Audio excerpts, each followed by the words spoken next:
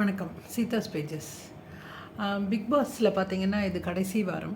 அதில் பார்த்தீங்கன்னா, விக்ரமும் கனியும் உட்காந்து பேசிகிட்டு இருக்காங்க. கனி சொல்லிட்டு இருக்காங்க, இங்கே வந்து உண்மையா இருந்தா ஒன்றுமே இல்ல.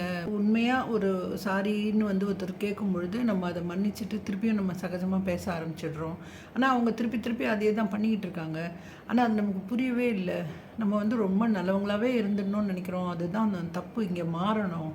இந்த இடத்துல அது மாதிரி இருக்க முடியாது அப்படின்னு பேசிகிட்டு இருக்காங்க. அவர் விக்ரமும் சொல்கிறாரு, ஆமாம் அது தெரியுது, ஆனால் நம்மளால் மாற்றிக்க முடியல அது அப்படின்ற மாதிரி சொல்லிகிட்ருக்காரு. இதையே தான் ஒரு முறை வீக்கெண்டில் வந்து சொன்னார், விக்ரம் சொன்னார், நல்லவனாக இருந்தால் இங்கே திருப்பி திருப்பி அடி வாங்க வேண்டியிருக்கு, அது வந்து பாராட்டுறதுக்குன்னு யாருமே இல்லை அப்படின்ற மாதிரி சொன்னார். அப்போ விஜய் சேதுபதி என்ன சொன்னார்னா, நல்லவனாக இருக்கிறது வந்து நமக்காக தான், மற்றவங்க பாராட்டணுன்றதுக்காக இல்லை அப்படின்னு சொன்னார். ஸோ அது வந்து அவர் பாராட்ட வேண்டாம். ஓகே, அது வந்து ஒரு ஹோஸ்ட் மாதிரி இருந்துட்டு பாராட்டாமல் போயிருக்கலாம். அட்லீஸ்ட் பிக் பாஸ் வந்து எங்கேயான பாராட்டியிருக்கலாம். அட்லீஸ்ட் நெகட்டிவாக சொல்லாமல் இருந்திருக்கலாம். அது எதுவுமே இல்லை. ஸோ இது இப்படியே தான் போயிட்டுருக்குது. அதே மாதிரி இன்னொரு இடத்துல வாட்டர்மெலன் ஸ்டாரும் கலையரசனை உட்காந்து பேசிகிட்டு இருக்காங்க. வாட்டர்மெலன் சொல்கிறாரு, திவ்யா வந்து என்கிட்ட நல்லா பழகிட்டு இருந்தாங்க, அவங்க தான் வந்து ரொம்ப என்கரேஜ் பண்ணாங்க, கடைசியில் திடீர்னு வந்து அப்படியே மாற்றி போட்டு என்னை வந்து அப்படி பேசுகிறாங்க, இப்போது அவ்வளோ சண்டை போடுற மாதிரி பேசுகிறாங்க இப்போது அப்படின்னு சொல்லி அவருக்கு புரியல, ஏன் இப்படி நடக்குது திடீர்னுன்றது புரியல. அப்போ என்ன சொல்கிறாருன்னா, பாரு வந்து பேசுவோம், இப்படி தான் பேசிகிட்டே இருக்கும், ஆனால் அதில் ஒரு பாயிண்ட் இருக்கும், திவ்யா கிட்ட ஒரு பாயிண்ட் இல்லை, ஆனால் பேசிக்கிட்டே இருக்குது, வெளியில் அதுக்கு பயங்கர பிஆர் இருக்குது அப்படின்னு சொல்கிறாரு. ஸோ இது வந்து ரெக்கார்ட் ஆகிருக்கு. ஸோ இதனால் லைவில் தான் பார்த்தேன் இது வந்து அப்படின்னு சொன்னார். இது ஒரு புறம்.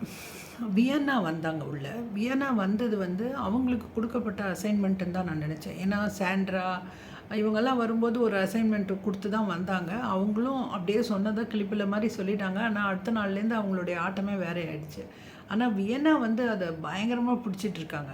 அதுதான் நம்ம ஒரே டாஸ்க் டில் ஃபைனல் அனௌன்ஸ் பண்ணுற வரைக்கும் இதுதான் நம்ம டாஸ்க்குன்ட்டு பயங்கரமாக பிடிச்சிட்ருக்காங்க. அப்படியே உட்காந்து அட்டாக் பண்ணாங்க. ஃபஸ்ட்டு வரும்போது எல்லாரையும் அட்டாக் பண்ணாங்க. அப்புறம் விக்ரமே பிடிச்சி டார்கெட் பண்ணி விட்டு விட்டு விட்டு அந்த வடிவேல் காமெடி சொல்கிற மாதிரி தெளிகிற வரைக்கும் காத்திருந்து திருப்பியும் அடித்தாங்கன்ற மாதிரி கொஞ்சம் விடுறாங்க திருப்பி அடிக்கிறாங்க, கொஞ்சம் விடுறாங்க திருப்பி அடிக்கிறாங்க. இப்படியே விக்ரமை தான் அட்டாக் பண்ணிகிட்டு இருந்தாங்க. விக்ரமும் உண்மையாக சொல்லணுன்னா திவ்யா கூட சண்டை போட்டிருக்காரு, எத்தனையோ பேர் கூட சண்டை, திவ்யா கூட தான் மோஸ்ட்லி சண்டை போட்டால் கூட அவர் வந்து என்றைக்குமே அவர் கான்ஃபிடென்ஸை இழக்கலை. அந்த பாயிண்ட்டு பேசுவார், கான்ஃபிடென்ட்டாக தான் இருப்பார். ஆனால் வியன்னா வந்து ரொம்ப ஒரு சிஸ்டர் மாதிரி ஒரு அஃபெக்ஷன் வச்சு ரொம்ப பழகிட்டார். அவங்க வந்து வெளியில் போயிட்டு வந்து திருப்பி வந்து நான் பார்த்தேன் அதை பார்த்தேன்னு சொல்லிட்டு ஒரு மாதிரி அட்டாக் பண்ண ஆரம்பிக்கும் போது அவரால் அது தாங்கவே முடியல. இப்போவும் அவங்களும் போய் திவ்யா கூட தான் உட்காந்துட்டாங்க. திவ்யாவும் இதே தான் பண்ணிகிட்ருக்காங்க. அவங்க சொல்கிறதையெல்லாம் கேட்டுக்கிட்டு இந்த வீட்டில் மெயினாக இந்த சீசனில் எல்லோரும் ரெக்கார்ட் பண்ணுறாங்க. அவங்க என்னென்ன நினைக்கிறாங்களோ அதை அவங்களுக்கு வேண்டியவங்களை உட்கார வச்சு ஃபுல்லாக பேசுகிறாங்க. ஜனங்கக்கிட்ட போய் ரீச் ஆகணுன்றதுக்காக ஃபுல்லாக ரெக்கார்ட் பண்ணுறாங்க. இந்த ஆப்போசிட் பார்ட்டி இவங்களுக்கு வேண்டியவங்களாக இருக்கிறதுனால ஃபுல் அப்படியே கேட்டுக்கிறாங்க, குறுக்க பேசுகிறதே கிடையாது, ஆமாம் போட்டு ஃபுல்லாக கேட்டுக்கிறாங்க. இந்த வேலையை வியன்னாவும் பண்ணாங்க, திவ்யாவும் பண்ணாங்க. 2 பேரும் மாற்றி மாற்றி. எல்லாமே முடிஞ்சு போச்சு, ஃபைனல் வீக் வந்தாச்சு, எல்லோரும் ஹாப்பியாக இருக்கணும் அப்படின்னு சொல்லிட்டு இருக்காங்க. எல்லா 3 கண்டஸ்டண்ட்டும் அமைதியாக வந்து அழகாக போயிட்டுருக்காங்க. திவ்யா மட்டும் இன்னும் வியன்னா கூட உட்காந்துக்கிட்டு இந்த மாதிரி புறம் பேசிக்கிட்டு தான் உட்காந்துட்ருக்காங்க. ஸோ வியன்னாவுக்கு வந்து எங்கே நிறுத்தணுன்னே தெரியல, அவங்க பாட்டுக்கு போயிட்டே இருக்காங்க. அப்போ கடைசியில் வீக்கெண்டில் தான் வந்து விஜய் சேதுபதி அதுக்கு ஒரு முற்றுப்புள்ளி வச்சார். சந்தோஷமாக இருக்கணும்னு நினச்சா இதே மாதிரி பண்ணிகிட்ருக்கீங்க அப்படின்னு தான் அப்பவும் சொன்னார். நான் அந்த விஷயத்துலேயுமே சொன்னேன். ஆக்சுவலாக வந்து கானா வினோத் பெட்டி எடுத்தபோது இவங்கெல்லாம் பிளான் பண்ணாங்கன்னு சொன்னும்போது அரோராவை காப்பாற்றி விட்டார். அரோரா வந்து அந்த மாதிரி பண்ணலைன்றதை காப்பாற்றி விட்டார். சபரி முகத்தில் அப்படி தெரிஞ்சுது அப்படின்றதையும் காப்பாற்றி விட்டார். ஆனால் விக்ரம் சிரிச்சாருன்னு சொன்னதை கிளாரிஃபை பண்ணலை. நான் வந்து அது வீக்கெண்டு எபிசோட் மட்டும்தான் பார்த்தேன், அதில் வரல. மேபி லைவில் வந்து தான் எனக்கு தெரியாது. அது கிளியர் பண்ணலை, விக்ரம் மேலே அது கிளியர் பண்ணப்படாமலே தான் போயிட்டு இருந்தது. ஸோ இதுக்கப்புறமா வந்து ஒரு சின்ன கேம் ஒன்று வச்சாங்க. அதில் வந்து இந்த வீட்டிலேருந்து மறக்க முடியாத ஒரு நபர்னால் யாரை சொல்லுவீங்கன்னு சொல்லிட்டு, அப்போ ஒருத்தரை சொல்லிகிட்டே வராங்க. அப்போ இன்னும் முடியலை. ஆனால் அதுக்குள்ளே வந்து திவ்யா எழுந்து வந்து பேச ஆரம்பித்து ஒரே அழுதுட்டாங்க, பயங்கரமாக அழுதாங்க. நமக்கே பாவமாக இருந்தது. எனக்கு வந்து இந்த வீட்டில் அப்படி சொல்கிறதுக்கு யாருமே இல்லை, அது வந்து ரொம்ப கஷ்டமாக இருக்குது எனக்கு. அப்படின்னு சொல்லிட்டு விக்ரம் கனி எல்லாம் பார்க்கும்போது எனக்கு ரொம்ப பொறாமையாக இருக்குது அப்படின்னு சொல்கிறாங்க. இங்கே வந்து தான் பழகுனாங்க, ஆனால் வந்து ஒரு அக்கா தம்பின்ற மாதிரி பழகி வெளியில் போனாலும் எப்பவும் இருப்போம் அப்படின்லாம் சொல்கிறாங்க. எனக்கு அந்த மாதிரி யாருமே இல்லை, அது எனக்கு ரொம்ப கஷ்டமாக இருக்குது அப்படின்னு சொல்கிறாங்க. அது பார்க்கும்போது நமக்கும் கஷ்டமாக இருந்தது. அப்புறமா வந்து பிரஜன் வந்து நான் இருக்கேன் அப்படின்னு சொன்னார். சாண்ட்ரா வந்து கண்டுபிடிச்சாங்க. அதெல்லாம் ரொம்ப ஆர்டிஃபிஷியலாக இருந்தது.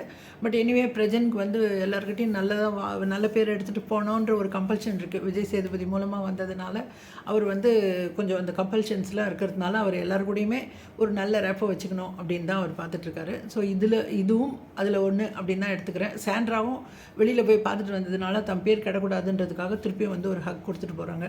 அது நேச்சுரலாக இல்லை, அது நானுமே ஒத்துக்கிறேன். திவ்யா சொல்கிற காரணங்கள் பார்த்திங்கன்னா, எனக்கு வந்து யார் மேலே ட்ரஸ்ட் வைக்கணும்னு தெரியாது, யார் கூட பழகினாலும் ஓவராக நம்பிடுவேன், கடைசியில் ராங் பர்சன் கிட்ட தான் அந்த மாதிரி நான் அன்பு வச்சுடுவேன், அதுதான் எனக்கு ப்ராப்ளம் அப்படின்னு சொல்கிறாங்க. ஓகே, அது இருக்கலாம். இங்கேயே நம்ம பார்த்தோம். இங்கேயே வந்து நம்ம வாட்டர்மெலன் ஸ்டாரை வந்து அவராக வந்து பேசலைன்னா கூட இவங்க குக்கிங்கில் இருப்பாங்க, கிச்சனில் அனுப்புவாங்க. வியன்னா போய் கூட்டுவான்னு சொல்லி அனுப்புவாங்க. வாட்டர்மெலனை கூட்டுட்டு வந்து உட்கார வச்சுக்கிட்டு இவங்க வந்து தமாஷ் பண்ணிகிட்டு இருப்பாங்க. அவரும் இது மாதிரியெல்லாம் பேசிகிட்டு இருப்பார். அழகாக இருக்கீங்க, அப்படி இருக்கீங்க, அப்படி இருக்கீங்க. இதெல்லாம் வந்து அங்கேயே வந்து ஒரு பார்டர் லைன் வரைஞ்சிருக்கணும். நான் ஒரு போன வீடியோவில் கூட சொல்லியிருந்தேன், இது நல்லாவே இல்லை பார்க்குறதுக்குன்னு. அவங்களே ஒரு இடத்துல அதை கட் பண்ணியிருக்கணும். ஆதிரை வந்து சொல்லும்பொழுது தான் அவங்களுக்கு வந்து அது ஸ்ட்ரைக் ஆகுது. இல்லை, நம்ம ஜாக்கிரதையாக இருக்கணும், இனிமேல் இந்த மாதிரி போகக்கூடாதுன்றதுனால திடீர்னு அந்த மாதிரி பண்ணுது. வாட்டர்மெலன் ஸ்டாருக்கு புரியல.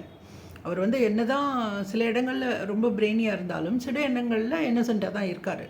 அவருக்கு வந்து இவங்களாம் கூப்பிட்டு பேசுனாங்க, திடீர்னு வந்து பெட்ரூமில் வந்து அப்படி கற்றுனாங்க, திடீர்னு வந்து இப்போ வந்து இந்த மாதிரி பேசுகிறாங்க அப்படின்னும்போது அவருக்கு அதை டைஜஸ்ட் பண்ணிக்க முடியல, என்ன இப்படி பண்ணுறாங்களே அப்படின்னு. உண்மையாக இப்போ விக்ரமை விட அடிபட்டு உட்காந்துருக்கிறது வாட்டர்மெலன் ஸ்டார் தான் அப்படின்னு தான் நான் சொல்லுவேன். விக்ரம் வந்து ஆஃப்டர் கனீஸ் அண்ட் சுபிக்ஷாஸ் என்ட்ரி திருப்பியும் கொஞ்சம் நார்மல் சீக்கு வந்துட்டுருக்காரு. ஆனால் இப்போ இடிஞ்சு போய் உட்காந்துருக்கிறது வாட்டர்மெலன் ஸ்டார் தான் அப்படின்னு தான் சொல்லுவேன் நான். விக்ரம் கூட உட்காந்து திவ்யா பேசிகிட்டு இருக்காங்க. இதையே சொல்கிறாங்க, நான் ராங்காக அன்பு வச்சிடுறேன் அப்படின்லாம் சொல்கிறாங்க. அது வந்து விக்ரம் கிட்ட எதுக்கு சொல்கிறாங்கன்னே எனக்கே புரியல. ஏன்னா இதே விக்ரம் எத்தனையோ வாட்டி சாரி சொல்லி திவ்யாவை நான் ரொம்ப மதிக்கிறேன் அப்படின்லாம் சொல்கிறாரு. ஆனால் அவங்க வந்து அதை நம்பலை. ஒரு அன்பு வரணும் அப்படின்னா ரெண்டு சைடுமே ஓப்பனாக இருக்கணும், ரெண்டு சைடுமே ஒரு எக்ஸ்பெக்டேஷன் இல்லாமல் ஒரு உண்மையை பேசினால்தான் அது உண்மையான உறவு வரும், இல்லைன்னா வராது. அன்புன்றது அவ்வளோ ஈஸி கிடையாது. இந்த வீட்டில் அன்பு கேங் ஃபார்ம் ஆகும்போது அது ஒரு பெரிய தப்பாக விஜய் சேதுபதியே நிறைய தடவை சொல்லிட்டாரு. அது என்ன கேங்கு, அன்பு கேங்கு அப்படின்னு. கேங்காக அவங்க பழகிறது தப்பு கிடையாது, அது கேமை அஃபெக்ட் பண்ணுதான்னு தான் நம்ம பார்க்கணும். அவ்வளோதான். நம்மளுடைய போஸ்ட்டாக நம்ம வந்து பார்க்குறது வந்து கேமை அஃபெக்ட் பண்ணாமல் இருக்கணும், அவ்வளோதான் நம்ம பார்க்கணும். அன்பு கேங்கே இருக்கக்கூடாதுன்ற அர்த்தம் இல்லை. அதை சொல்ல போய் தான் எல்லாரும் பயந்து சபரி ஒரு பக்கம் ஒருத்தரும் ஒரு பக்கம் போயிடுற அளவுக்கு ஆயிடுச்சு அந்த அன்பு கேங்கு. ஆனாலும் கடைசி வரைக்குமே அந்த கேங்கில் இருந்தவங்கெல்லாம் இன்னுமே வந்து அந்த ஒரு ஒத்துமையாக இன்னுமே ஒருத்தருக்கு ஒருத்தர் யார் பிடிக்குன்ற இடத்துல அவங்கெல்லாம் சொல்கிறாங்க. இதெல்லாம் வந்து ரொம்ப ரொம்ப அழகாக இருந்தது. இந்த க்யூட்னஸ் வந்து நீங்கள் ரெண்டு சைடும் உண்மையாக இருந்தால் மட்டும்தான் வரும். அது அதே மாதிரி அந்த யார் பிடிக்கும் அப்படி மறக்க முடியாது அப்படின்னு சொன்ன இடத்துல துஷாரே அப்படியே ஷாக் ஆகி இருக்கிற அளவுக்கு அரோரா போய் ஒருத்தர் சொன்னாங்க. அது எனக்கு ரொம்ப பிடிச்சிது. அது ஒருத்தர் இல்லைன்றதுனால அவரை சொல்லக்கூடாதுன்றது கிடையாது. அவங்க வந்து கமருதீனை சொன்னாங்க. நான் ரொம்ப இடிஞ்சு போய் இருக்கிற டைம் எல்லாம் வந்து கமருதீன் வந்து எனக்கு ரொம்ப கான்ஃபிடென்ஸ் கொடுத்துருக்காரு, ரொம்ப பக்கத்தில் நின்றுருக்காரு. அதனால் கமருதீனை நான் எப்பவும் மறக்க மாட்டேன் அப்படின்னு சொன்னாங்க. இது வந்து நான் இதை சொல்கிறேன், இதுதான் இந்த ஃபைனலிஸ்ட்டாக நான் சொல்லும் பொழுது இந்த மாதிரி குவாலிட்டிஸ் எல்லாம் வேணும். இன்னுமே வந்து எனக்கு யாரையும் ட்ரஸ்ட் பண்ண தெரியல, யார் நல்லவன் தெரியலன்னா அப்போது நீங்கள் எப்படி ஒரு நல்ல ஃபைனலிஸ்ட்டாக இருக்க முடியும்? அதுதான் என் கேள்வி. வெளியில் பிஆர் வச்சுருக்குறோம், வாயில் பேசுகிறோம் அப்படின்றதுனால ஒருத்தர் ஜெயிச்சிருவாங்க அப்படின்னா என்னால் அதை ஏற்றுக்க முடியல. உங்களுக்கு யாருக்கெல்லாம் அது மாதிரி ஏற்றுக்க முடியுதுன்னு எனக்கும் தெரியல. ஆனால் இது வந்து பிக் பாஸ்க்கு புதுசு கிடையாது அப்படின்னு தான் நான் சொல்லுவேன். இதுக்கு முன்னாடி கூட நான் ஐயோ இவங்க ஜெயிக்கக்கூடாதேன்னு நினச்சவங்க ஜெயிச்சிருக்கிறாங்க. நானும் வாழ்த்தும் வேறு வழி இல்லாமல் சொல்லியிருக்கேன். ஸோ இந்த முறையும் அந்த மாதிரி நடக்கக்கூடாது அப்படின்னு நான் நினைக்கிறேன். பார்க்கலாம், மக்கள் வந்து யாருக்கு ஓட்டு போட்டு யாரை ஜெயிக்க வைக்கிறாங்க அப்படின்றது கூடிய சீக்கிரம் தெரிஞ்சுக்கிட்டு ஓகே நமக்கு சம்மதமே இல்லை, நம்ம நினைக்காத ஒரு ஆள் அப்படின்னா கூட வாழ்த்து தெரிவிச்சிடுறோம், அவ்வளோதான். பார்க்கலாம். இவ்வளோ நம்ம அனலைஸ் பண்ணுறோம். இதெல்லாம் வந்து ஜனங்க வந்து அதே மாதிரி நினைக்கிறாங்களா, அவங்க யாருக்கு ஓட்டு போடுறாங்க அப்படின்றது நம்மக்கிட்ட இல்லை, அவங்களுடைய பார்வையில் தான் இருக்குது. ப்ளஸ் பிஆர் இருக்குது. இதையும் தாண்டி பிக் பாஸ் வந்து பிஆரை வந்து ஒரு இடத்துல வச்சுட்டு ஜனங்க என்ன நினைக்கிறாங்க அப்படின்றத கொண்டு வந்து ஒரு நல்ல தீர்ப்பாக கொடுத்தாங்கன்னா ரொம்ப சந்தோஷமாக இருப்பேன். I will be the happiest and I will be the real winner. பார்ப்போம். நன்றி, வணக்கம்.